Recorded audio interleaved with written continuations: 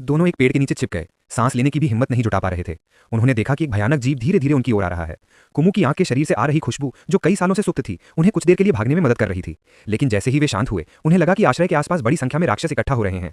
अंदर टोंगदान एक तरफा शीशे पर अजीब तरह से खड़ा था, अपनी नियति से बिल्कुल बेपरवाह। राक्षसों को हमला करने से रोकने के लिए जीशी ने अपने साथियों को धोखा दिया। सूचना सुनते ही बाहर मौजूद राक्षसों ने तुरंत गहन खोज शुरू कर दी। उनके छिपने की जगह का पता चलने ही वाला था। अनुभवी लाओफू और नेत्रहीन शुआइची को आश्रय के दरवाजे तक खींचा गया। वे बेतहाशा स्टील के दरवाजे पर जोर जोर से दस्तक दे रहे थे, जीशी से उसे खोलने की विनती कर रहे थे। जीशी अविचलित रहे। पीछे हटकर लाओफू ने अपना आखिरी तुरुप का पत्ता इस्तेमाल किया, यह दावा करते हुए कि उन्होंने जंगल में एक निशान छोड़ दिया है। सभी को सुरक्षित रूप से ले जाना जानते हुए उन्होंने महसूस किया कि इस वादे ने वास्तव में जीसी के संकल्प को कमजोर कर दिया था। आश्रय खुला, लेकिन जैसे ही लाओफू अंदर दाखिल हुआ, वह गुस्से से जीसी से भिड़ गया और उस गद्दार को सबक सिखाने के लिए तैयार हो गया।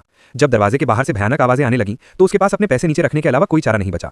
बाओ नैंग आईने के सामने खड़ा हुआ और अपने दिल में छिपा राज खोला। वह कभी एक जीव वैज्ञानिक था। अफवाहों के मुताबिक वह इस जंगल में परग्रही जीवन का अध्ययन करने आया था, लेकिन अचानक वह जीव उसके नियंत्रण से बाहर निकल गया और न सिर्फ इंसानों की नकल करने लगा, बल्कि पूरी तरह से उसके नियंत्रण से बाहर भी निकल गया। सभी के चेहरों पर स्तब्धता के भाव साफ दिखाई दे रहे थे, लेकिन तभी दरवाजे से मदद की पुकार फिर से सुनाई दी।